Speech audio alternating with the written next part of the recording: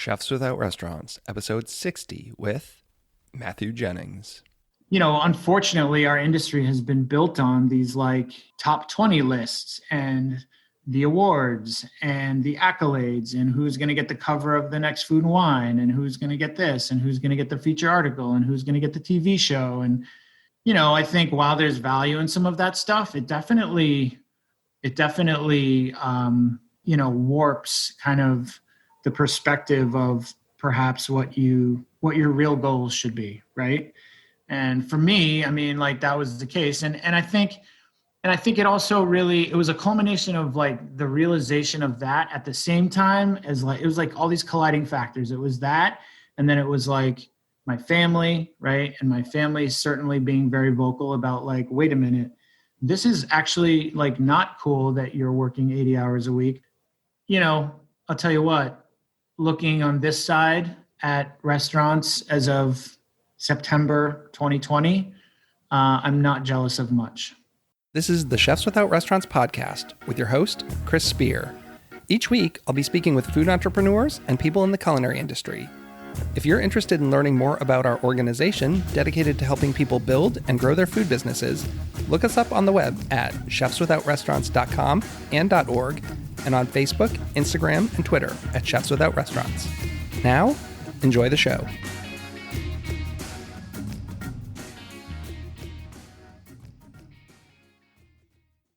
On today's show, I have Matthew Jennings. He is a chef, consultant, and VP of Culinary at Healthy Living Market and Cafe in Vermont. He is also the founder of Full Heart Hospitality, which he runs with Jason Rose. Previously, Matt was the chef and owner of Farmstead Restaurant and Cheese Shop in Providence, Rhode Island, before moving to Boston and opening Townsman Restaurant. He's the author of the 2017 cookbook Homegrown and has been nominated for a number of James Beard Awards. Our conversation revolves around his decision to leave his restaurant and move into consulting and his new role at Healthy Living Market. You can also get a little bit of info on his next project, Red Barn Kitchen, which he'll be starting with his wife, Kate. I'm really glad I was able to have Matt on the show. He's someone I've known for a number of years. I've had so many great meals at Farmstead in Providence, and I'm a big fan of his cookbook. But also, he's just so inspiring. He's recently lost 200 pounds. Weight is something that I've struggled with, and he's become something of an advocate for living a healthy lifestyle while working in the food business. So it was great to sit down and talk to Matt, and I really hope everyone enjoys the show. Let me know what you think, and have a great day. All right, welcome everyone. This is Chris with the Chefs Without Restaurants podcast. On today's show, I have Matthew Jennings. He's a chef, consultant, and VP of Culinary at Healthy Living Market and Cafe. Welcome to the show, Matt. Thank you. Good to be here, Chris. Good to see you again. I'm so glad I could get you on the show. Yeah. I usually start by getting into everyone's backstory. I'm sure a lot of our listeners know who you are, but for those who don't, I'm going to kind of give a quick synopsis and just let you kind of make any adjustments there. So, I would say most of our listeners know you as being a chef. You were the chef and owner of Farmstead Restaurant and Cheese Shop in Providence, Rhode Island, before opening Townsman in Boston. And then you released the cookbook Homegrown in 2017? Yep. And then you've been nominated for a number of James Beard Awards, have won Koshan 555, I think 4 times, and seemingly a chef at the top of his game. And then you closed your restaurant, Townsman, a little over 2 years ago. And then last year traded Boston for Vermont. So does that kind of bring everyone up to speed? That is a good synopsis, I would say, yes. Yeah. So I guess where does it make sense to jump in with your story? Maybe the decisions leading up to leaving the restaurant and moving. What do you think? Yeah, sure. So let's see. To dig in a little bit. We've now been in Vermont here for a year. So it was a year in July. And I guess I would just kind of say that it's been a long time coming. My wife is from here originally, and I went to college here. I went to the New England Culinary Institute back in the 90s. I'm dating myself now. Back in the 90s. And, I loved it back then and always kind of had a great appreciation for the Vermont food ecosystem and, had a lot of experienced a lot of firsts here in my food world, my food path, if you will, set of experiences. And so I had a kind of a connection here. And then I ended up spending some time here, obviously with my wife being from here, and lived in Stowe for a while, and so it was just kind of always a place that we loved, and so eventually with the way things kind of happened with Townsman and our decisions to leave the city, we felt like we were freed up and had the chance to come here. And so here we are. It's a beautiful place and ton of incredible food, and just feel blessed every day, particularly given the current climate of the world, to be in such a amazing spot. Yeah, most definitely. I mean, being from Massachusetts, I follow the Boston scene pretty closely. And I mean, it's like all major cities, but right now it's such a big hot mess of things. And I can't imagine having a big restaurant in Boston or any major city right now. It's so tough. Yeah, it's definitely been an eye-opening year for everyone, I know, but particularly for the hospitality industry, as so many people that listen to your podcast are very aware. Um, yeah, and I think my kind of decisions precluded obviously any COVID that was coming down the pike. My decisions were more based around my own personal health, which was not good at the time. And, other extenuating, challenging circumstances with the restaurant. And honestly, like just trying to be a dad, right? Trying to be a good dad, be a good husband, kind of, my priority list changed. And I knew that I needed to focus on myself and my family and my well-being and the well-being and health of my family. And so after having that revelation, it just kind of drove me to say, what am I chasing? And what do I need to be chasing? And maybe I should be chasing quality of life instead of accolades and quote unquote success, right? And so it just kind of changed my whole entire outlook, and I started putting things in place to make those changes. And some were easy and some were not, but I'll tell you kind of, retroactively now looking back, and I'm literally watching right now the chickens outside my window run around, and I'm feeling pretty damn blessed. So you've lost a lot of weight, like 200 pounds. Is that about right? Yep. Yep. I got to a point in 2016 where I was about 405 pounds, drinking a lot, falling down the kind of like, just, chef lifestyle, right? Like stereotypical situation of just too many late nights, too many bad decisions, all that sort of stuff, drinking drugs. I had some major anxiety disorders. I had, I was in the hospital for a little while. I just wasn't well. And so, I had some coming to God moments, and one of them was actually New York City. I was going down to do a taping of CBS This Morning, and I left the restaurant at about 2 a.m. after closing up. Got home, crashed for a couple hours, woke up to get a 6 a.m. train out of South Station, threw a bunch of clothes in a bag, and went down and jumped on the train. Got to Manhattan in my hotel and opened my suitcase and realized that I had only packed socks and underwear, but no clothes, just because I was so exhausted and out of it. And I remember running around Manhattan, having to kind of go on CBS in a couple hours and having no clothes and having a panic attack and crying because I couldn't just walk into any store and buy clothes, right? Because I was huge. And I remember that just kind of feeling of anxiety And I decided kind of at that time it was time to change my life. And I remember coming back on the train after that and seeing my wife and saying, all right, today it starts. I don't know what that means, but I'm going to get my health back and we're going to change our lives. And I'm going to, kind of put restaurant career on hold to figure out how I can be better to myself and better to you and better to the kids. Yeah, it sometimes takes one of those moments. I'm actually right now trying to be a lot healthier, and I'm down 25 pounds this summer.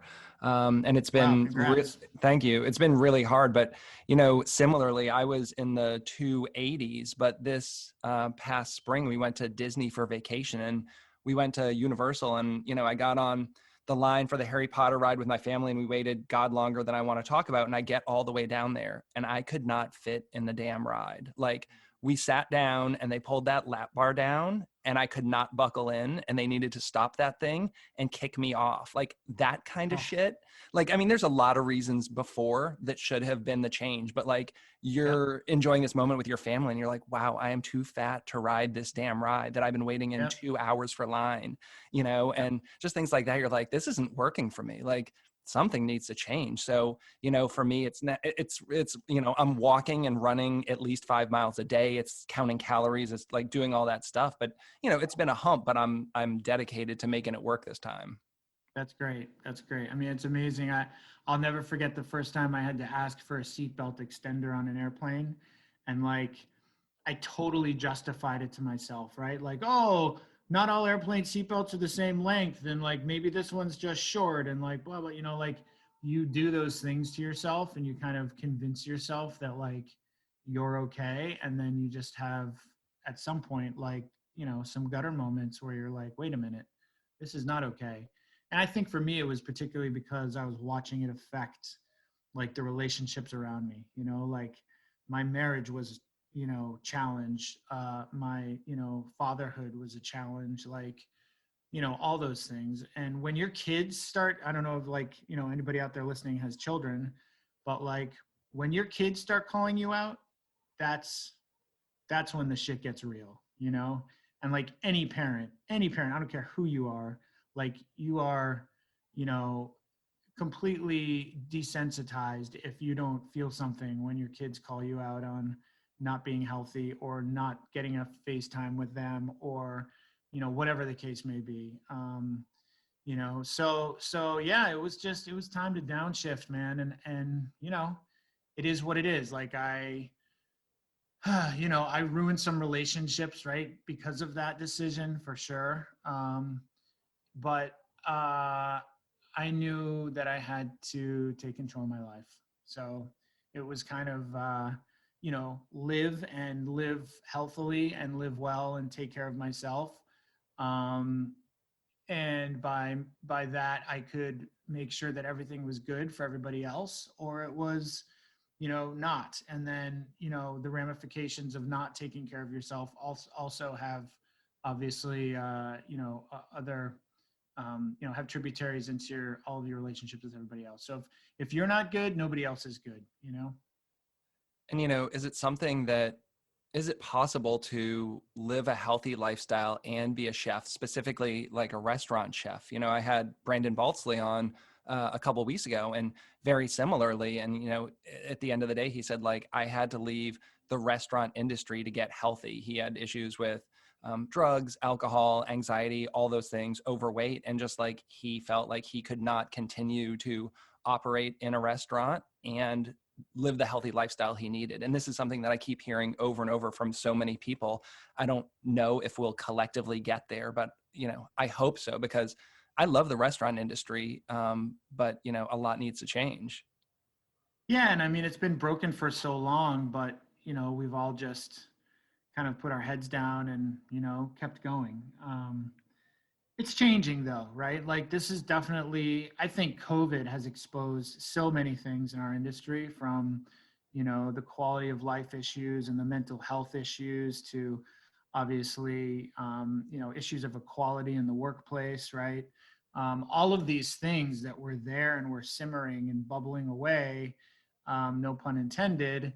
And then COVID came along, right, and kind of pulled the lid off of those things. And so now we're really kind of forced to take a step back, especially in these moments where, there are restaurants that are shut down, right? And they can't afford to operate, or, they spend all this money and infrastructure and getting set up to be, protecting their staff and their guests. And then they have a guest or they have a staff member that contracts COVID and they have to shut down again, and this like cycle, it's like it almost forces you as an operator and owner to kind of step back and think about, wait a minute, how am I going to do this now going forward in a way that's like responsible and equitable and, that makes sense for not just my customers, but the people that work within my four walls. So in some ways it's an opportunity, right? I think there's a lot of opportunity that's come out of this moment for us to kind of look inside and really kind of figure out how we're going to fix this thing. But, there are alternatives. I'm excited for what I'm doing now is being, I think, the prime example of how we can still be in food and be creative and drive teams and, work for really cool organizations and make great food, but have a quality of life. So I'm excited to, continue down the path of some of these new endeavors. So what are some of those new endeavors? So I started my my consulting agency back in Boston prior to Townsman's close and sale, and I had been doing some consulting in the Boston area for different groups, and it was going well. So I kind of used that as a way to segue into a full-time gig that didn't require me to be in a restaurant per se every day. And that also allowed us to make this move to Vermont because I could be essentially working remotely, working anywhere. My clients are all over the country, and I have a wonderful partner who's on the West Coast, Jason Rose, who's also a chef. He's based in San Francisco. He should be on your list to talk to as well, by the way. But Jason, kind of covered the West Coast. I was covering the East Coast. We were kind of collaborating on all things in between. And that was going great. And then, I had a local opportunity here in Vermont. I was doing some consulting for a local family-owned natural foods and organic grocer here in the Burlington area that has stores in New York as well. And, they just kind of started talking about like, what would it look like to kind of keep some of this culinary IP in-house now that you're developing it for us? And, so I said, I could give you 10 hours a week. And so then it was 10 hours a week, and then it was 20. And then they're kind of like, well, what about a full-time thing? And I'm like, well, it's possible. And I got to talk to Jason. And, so it's kind of been coming for a long time, but I've now been on board with Healthy Living for 2 months as their VP of Culinary. And it's exciting. Like I've been brought in to basically reset all of their house-made food from their cafes to prepared foods to, home meal replacement project to, assemble to order lines and, eventually catering and in-home and a la carte, right? Like down the road. So it's an awesome company. They've been around since 1986, super great ownership and very involved and in the day-to-day. And it's thrilling. And now I'm actually, recruiting, right, for these various chef positions within Healthy Living. And I just literally hired 3 of my chefs from Townsman to move up here.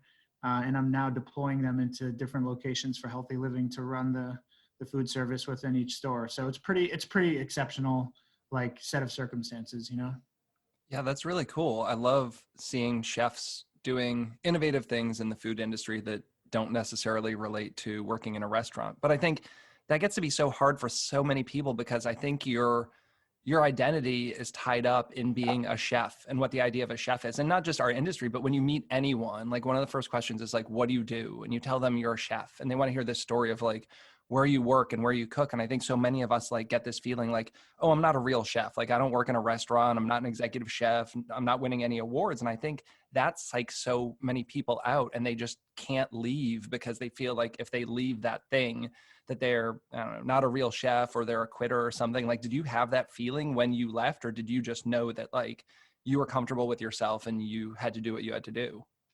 Yeah, well, it's interesting, right? And it's like, I think it's kind of, you have to disassemble your ego, right? I mean, that's really what it comes down to. It's like, what are you really, what are you really working for, right? You kind of have to ask yourself. And I think, and I just had this conversation with somebody else the other day, but unfortunately, our industry has been built on these top 20 lists and the awards and the accolades and who's going to get the cover of the next Food and Wine and who's going to get this and who's going to get the feature article and who's going to get the TV show. And, I think while there's value in some of that stuff, it definitely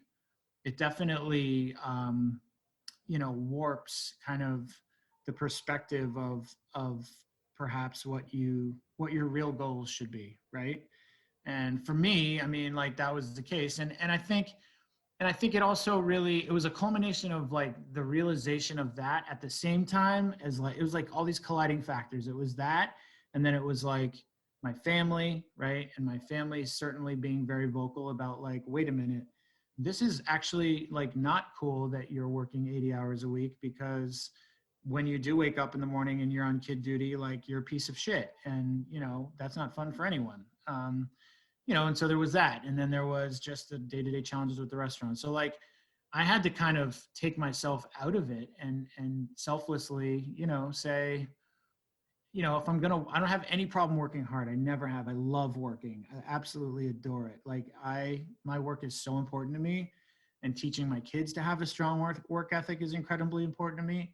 But like at what cost, right? And like, what are you striving and working for? And so, my perspective is just simply that like, I'm here to work for them, and I'm here to work to better, our life. And to also, I think, be a part of community, right? To like find a way to have value to my community. That's important. That doesn't go away. And that's a huge part of being a chef. So I feel like I still have those connections, and I'm still cooking for people. So yeah, I mean, I totally hear that. And I think there was a part of me that definitely felt some sadness, I guess, and like stepping out of the restaurant world, because it is kind of a fraternity in a lot of ways. But, I'll tell you what, looking on this side at restaurants as of September 2020, I'm not jealous of much, I mean, I miss certain things about it, right? Like I miss the fast pace, like, fun circus type environment, and, the burns and the, the camaraderie on the line, and, the madness and flurry of tickets coming out of a printer. I mean, there are days certainly where I miss that stuff. But the overarching view is sadly very dim right now of the restaurant landscape. How much did things change when you moved from Providence to Boston? I mean, I never got to go up to Townsman, but, Farmstead felt like, it was a smaller place. It felt like a great neighborhood restaurant. I'm guessing you weren't doing nearly the covers there that you ended up doing in Boston. Like, did a lot change from the amount you were working, the stress, all that stuff when you moved, or not? Or did it kind of stay the same? Yeah, no, it was definitely, I think a lot of people looked at it as like, again, kind of the pursuit of more notoriety, which is not what it was for me. It was kind of, Boston was my home. I'm from there. I wanted to move back there. I wanted to raise my kids there. It was important to me to like, take them to Celtics games and like, be able to hang out, in the public garden and do all those, great things I did growing up. But it was also, I'd be lying if I were to tell you that we weren't trying to leverage, right, like the reputation. Like I think we had a great reputation in Providence. We had a very devout following. And, when you have people that come in your restaurant when you're a 34-seat bistro and say, hey, I've got this big, fancy, shiny 24-story building in downtown Crossing, in the middle of Boston. Would you like to come open a restaurant there? It's kind of hard to say no, that makes you feel pretty good. And again, I think that's like the ego thing, right? So, I definitely, while I was in complete control of that journey, and I don't deny any responsibility, that ship was pulling out of the station, and it was hard not to jump on board. You know what I mean? So it seems like you're happy doing what you're doing now with the consulting and all those things like that. But any thoughts about future endeavors of restaurant or some such thing? Yeah, so I drive my wife crazy because, I mean, you know how it is. It gets in your blood. You can't get it out. Um, I am definitely going to do something. I don't know what it is. Like, I knew that I wasn't going to open a restaurant, quote unquote, restaurant in Vermont, right? Like, I think those days of like finding a space to lease, negotiating that sort of a deal, and putting a huge investment into a space that I don't own, all of that sort of stuff is behind me. But we bought this amazing little property here in Vermont that had been kind of abandoned for a few years. It needs a ton of love. But the reason we bought it is because it has this amazing barn. And the woman that owned it before us was a cake decorator. So she built a commercial kitchen in the barn. And so I saw that and I said, well, there it is. Like, it's here, it's on our property, it's containable, it's controllable. I can turn it on when I want, turn it off when I want. And I can still be in food. And so we're working on a launch probably May, June next year of Red Barn Kitchen, which will basically just be myself, my wife, who's a pastry chef, and just the two of us kind of in there. And hopefully we'll see what COVID will allow, but the goal is certainly some catering, some meal delivery, some kind of chef CSA subscription type, deliveries, and then about 20 seats in the barn. So that's the goal. But, who knows what's going to happen between now and then. So Yeah, that's exciting. I saw it pop up on Instagram a couple of weeks ago. I was like, what's this? And then it's, pictures of this beautiful space. You even have some of the kids out there and the animals and stuff. And it seems like just such a chill, slowed down lifestyle from like what I'm doing right now and what I'm used to. yeah, it was just, I mean, don't get me wrong. It's a luxury to be able to, right, like make that sort of a decision about your life. But I think it's part of that prioritization process for us. It's like this way we can still be in food. We can kind of be open a few days a week if we want, and we can get the kids involved. And, I mean, my goal long-term is that they're helping run it and they're seeing what it takes to kind of, bring a vision to life, right? Like that's important that they understand the work that it takes to put into something that you love. But it's also feels a little bit more safe that way, so we'll see what happens. I'm actually like literally I'm talking to you right now with drawings for the architect's rendering spread out all over the dining room table. So it's starting to get real, and it's going to be an interesting juggle because I've also got, my full-time gig with Healthy Living and Full Heart, and now this. So no downtime. So are you going in like cooking with Healthy Living? Like, do you have a test kitchen you're working out of? What's the kind of workflow for that look like? Yeah, so Healthy Living's got two locations right now, one in South Burlington, one in Saratoga, New York. The one in South Burlington is 34,000 square feet. The one in New York is is also 34. And now we're about to open two more stores that'll be about 18,000, and then some more after that. Each of them have a cafe and a kitchen in them where they do all of their house-made food, which I've now brought my guys up to help run.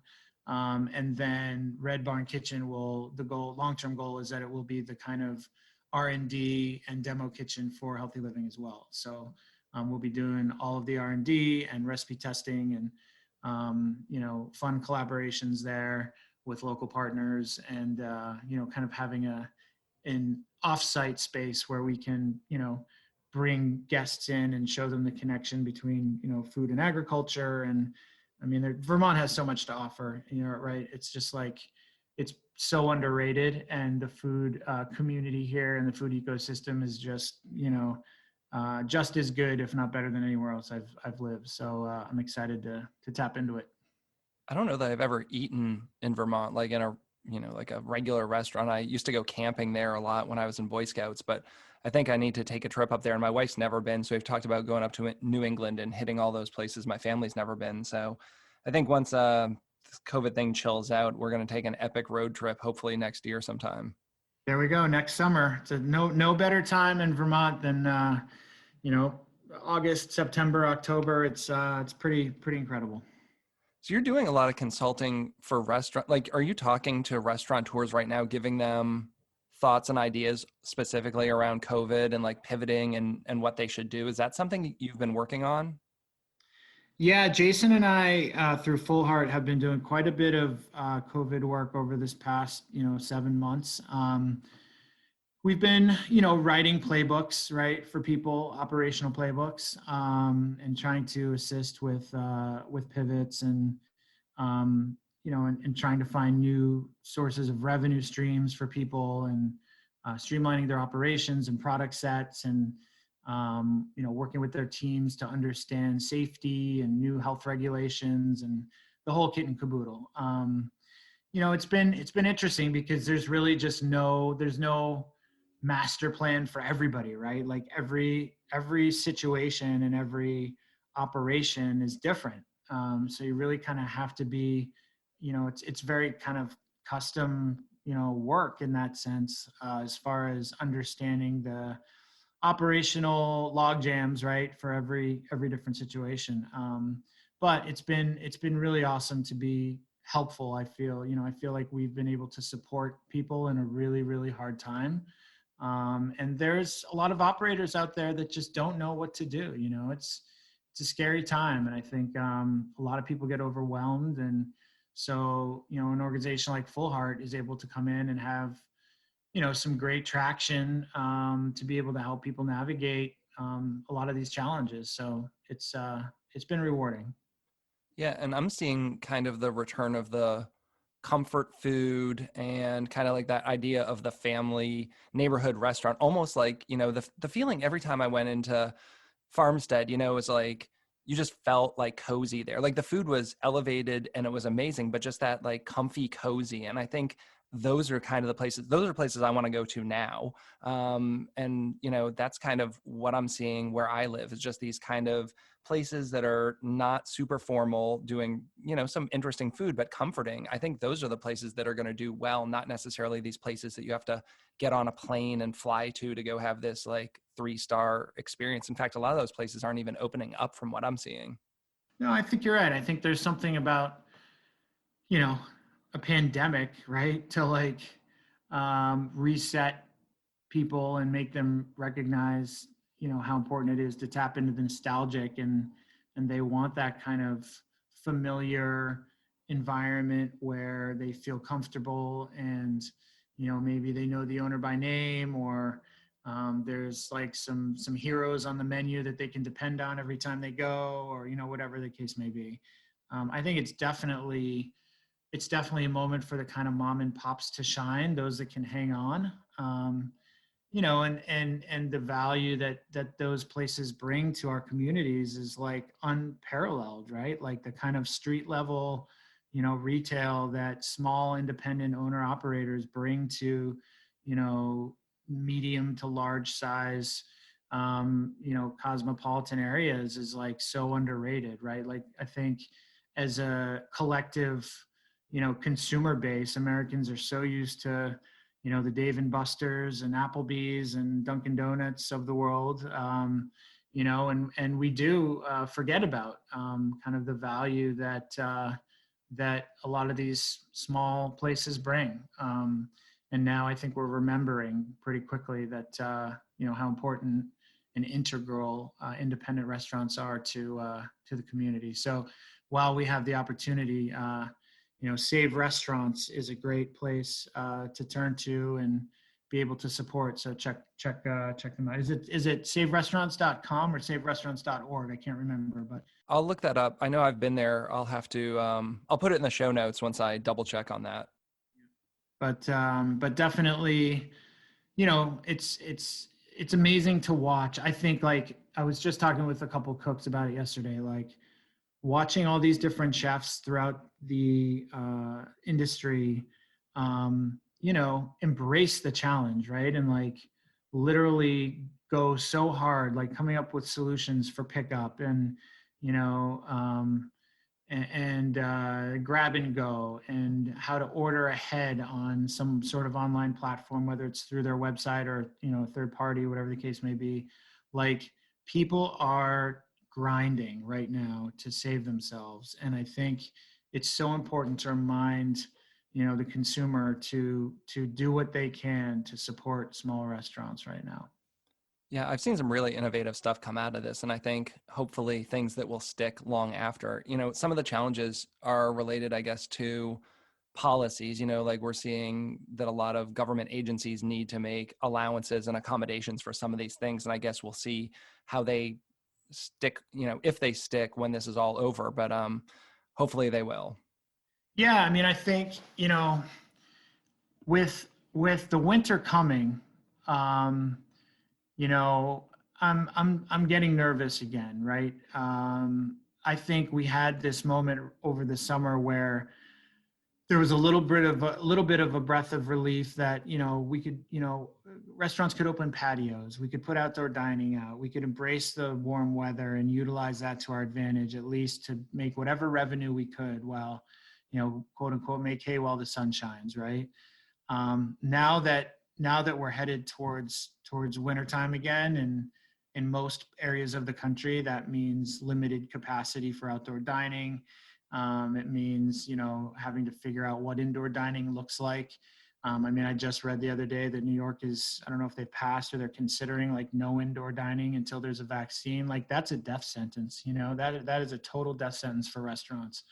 So like, now I'm starting to get a little nervous. And I know that chefs and restaurateurs across the country are too. I think without some sort of legislative assistance on either, well, definitely state levels, but particularly the federal level, there's going to be a lot of people that are in trouble. So I'm really hoping that something gets worked out on the Hill, and that, we can see some sort of relief for hospitality. Absolutely. A question about your cooking. How much has the way you cook changed over the past couple of years? Like, are you cooking healthier? If you were cooking professionally, or when you do, is it like a healthier type cooking? I think of you as like great charcuterie boards and all these things. You've always done a great job with vegetables, but like, how much has the way you cooked changed also kind of based on the way you have been eating? Yeah, that's a great question. I think that the only way it's really changed for me is like, there's less of a focus on the kind of, the gluttony, the adventure of gluttony, right? That dining can be, the kind of like bone marrow on everything, and roasted whole lobes of foie gras, and, entrails, and, butter everywhere, and rich demis, and right, like classical stuff. Like, I still have a huge love for all those things, but I would say that it's a little bit more nuanced now. I really do love to focus on bright, clean flavors. I love acid in dishes. Like, this time of year, my goal is to like do as little as possible to the ingredients, if the ingredients are of quality, and just really let the kind of food speak for itself. I think for me, like, I definitely, there was a part of like the old me, if you will, that was like, how many, fried cutlets can we fit between two waffles to make a sandwich type situation? And, I don't necessarily think that way anymore. But really, for me, I think moreover than that is just the way that I eat. So I've really changed the way that I eat, and I'm focusing on, there's admittedly, the reality is that there's just, there's things that do well with my system and things that don't. And I've come to recognize over the years that, dairy is hard for me, gluten is hard for me, and sugar is like, my nemesis. Like, I have such a sweet tooth ever since I quit drinking. I love sweet things. So I'm just doing my best to like, stay focused and eat well. I definitely don't succeed every day, but hopefully I make up for it with a run. So. Yeah, same. So is there anything you want to share before we jump into like the last kind of quick fire questions? I don't think so. I think this is great. I think you're doing a great job. Thanks so much. All right. So, do you have a favorite dish or so from all your years of cooking? Is there something that you go back to, especially at home? Like, what is something that's just comforting for you that you really enjoy cooking? And maybe you hate this question because I know a lot of chefs. It's not quite the what's your signature dish, but kind of. No, I think it's a great question. We're a big pasta family. We find a lot of comfort in pastas. You know, we don't make pasta at home all the time, right? I'm not gonna lie to you. It's not like where it's like Nana's kitchen over here. But I love like kind of really warming like pasta dishes, baked shells and like, beautiful sauteed pastas with, chopped up vegetables in it and some meats and stuff like that. Pretty simple. I do really love slow cooking. So this time of year, as we start moving into colder weather, like anything that's braised and that falls apart and is cooked on the bone, like I love that stuff. I have a real soft spot for braises. And I think that kind of like hearty, kind of fun fall cold weather, like stick to your ribs type of food is like where my heart will always be at. Beans, a lot of beans in the winter, and braised greens and that sort of stuff. I definitely am like a flavor forward guy. Like I try not to hold back. I feel like for me, like food should be memorable and flavorful, and so I try to layer in as much as I can. When we do beans and braised greens and all those sorts of things, like what we're building braising pastes and adding pastes to the pot, and always like saving liquors and just really trying to constantly like figure out how we fortify as much flavor as possible. I love those moxie beans from the cookbook. Yeah, the moxie beans are fun. I still make them. It's they're addictive for sure. I like making them. We've last winter we actually made a bunch and then canned them. Put them in jars. It was so awesome to have beans on hand. Moxie beans pre-made on hand. I think I first had them like you did the Koshan Epic in Philly or something, and I think you made those there, and I tried those. That was probably like 10 years ago or something crazy. But it Yeah. was so hard for me to make because like I'm a New Englander. I have my own recipe, right? And like it's this family recipe, and I had never made beans that were like not my great great grandmother's beans, but I wanted to make them. So I'm like, I'm gonna try them. I'm not gonna tinker with this recipe. I trust him. But like that was one of those things that was so hard for me to do is like make a different beans recipe. Yeah. It's like sacrilege, right? You feel like you're doing your ancestors an injustice.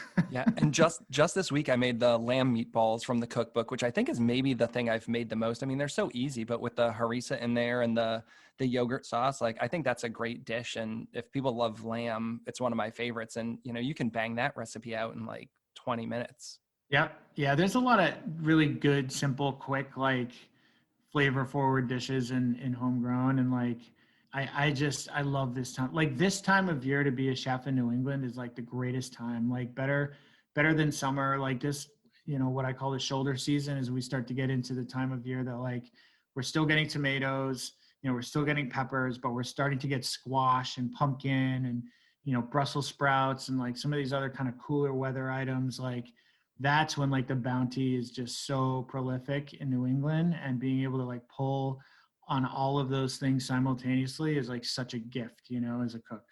Yeah, I know. I have both watermelon and squash growing in my garden right now, and it's like kind of conflicting. It's like this watermelon. I haven't had any watermelon this year. It's huge. It's a Bradford heirloom watermelon, and I haven't. It's not ready yet, but it's like I've got that, and then I've got these squash. It's like I'm gonna go from one right into the other. Yep, exactly. Well, that's the best case scenario, I think, for a chef in a cold weather climate. Do you have any resources you'd like to share for anything, whether it be to get through COVID, to get healthier? Is there a favorite cookbook, a website? Like, what are some of your things that you just love and think everyone should know about, or you'd want to share with someone? That's a great question. I mean, I still have a cookbook problem. Chef habits die hard. I guess the worst habit that I still suffer from is a cookbook addiction. Um, I would just encourage people to seek out like their favorite local booksellers, like try to find that bookseller that focuses on culinary if there's one near you, and just like dive in. I feel like it's money that's so well spent in these times that like most of us have, less resources than normal. Cookbooks still do that thing for me. They still scratch that itch. Like I get a new cookbook and I just get like a kid on Christmas Day, and I get so excited and I flip through it and I think about how I will adapt recipes and, view things differently, but still use some of those concepts. And like, Celia at Omnivore is like a huge, like I'm a huge fan of hers, and she and I talk all the time. And, I think like finding somebody like that you connect with when it comes to, cookbooks and the culinary world is like, it's a great resource. It's cookbook season already. I've seen a couple start to come out the past week or so, and I love this time of year, but there's way too many. I feel like I pick up like 20 cookbooks from September to November, right? Yeah, exactly. I was talking to one of my friends and told him I had this thing coming up, and I said, do you have any questions? And he said, ask him what his first tattoo was. Do you remember what your first tattoo was? Yeah, my first tattoo is actually I got when I was, how old was I? 18 maybe.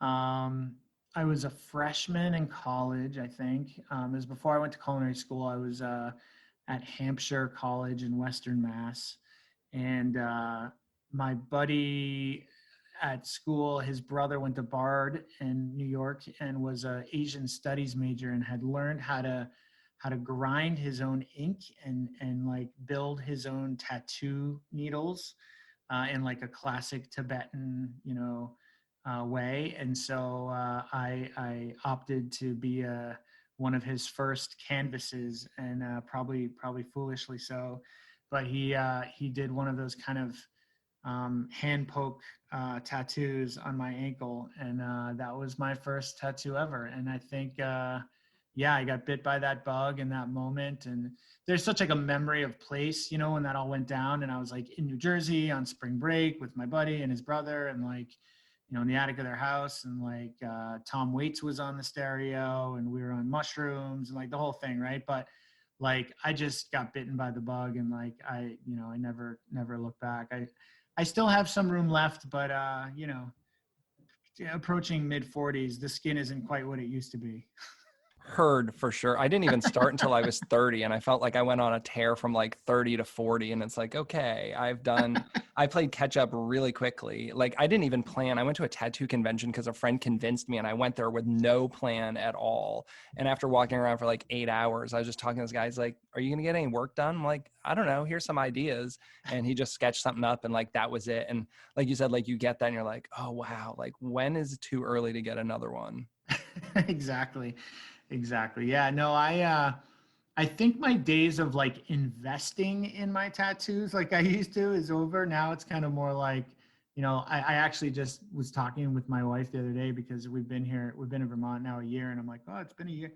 Like, I think the last tattoo I got was before we moved. So I was like, oh, it's been a year since I've been tattooed. And she's like, don't even think of it. She's like, what do you mean? And I'm like, well, I just feel like it's been too long. But well, thanks so much for coming on the show. I really appreciate it. I'm so glad we could catch up. No, it's been great, man. And I've always been a big fan of yours, and excited to, continue to listen to the podcast and watch all the things that you do. And you're such an incredible supporter of the industry. And, thank you for that. It's very refreshing to have those voices out there advocating for, the community. And it's been awesome to watch your trajectory. So thanks for having me. I really appreciate that. Thank you. So to all of our listeners, this has been the Chefs Without Restaurants podcast. As always, you can find us at chefswithoutrestaurants.com and .org, and on all social media platforms. Thanks so much, and have a great day. Thanks for listening to the Chefs Without Restaurants podcast. And if you're interested in being a guest on the show or sponsoring a show, please let us know.